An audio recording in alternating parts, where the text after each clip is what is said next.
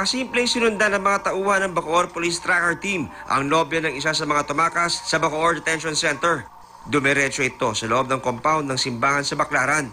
Nang makita ang nagyakapan na ang nobya at target nilang pugante, kumilos na ang Bacoor Police.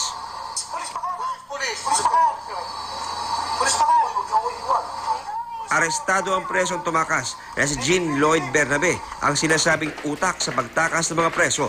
Si Bernabe na may kasong forcible abduction and rape. Alam mo bang wala tong piyansa tong ano mo? Opo. Kaso mo? Opo.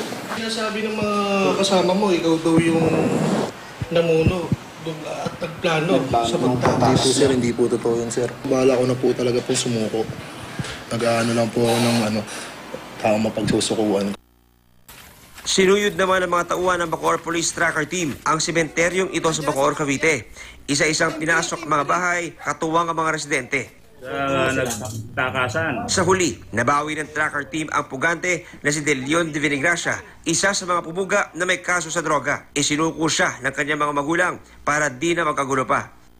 Sa loob ng 2 araw, 15 na ang nahuhuli ng Bacoor Police sa mga pumuga, kabilang ang isang preso na patakasasana papuntang Mindanao. 8 ang patuloy na tinutugis ng tracker teams. Para sa unang balita, John Consulta reporting.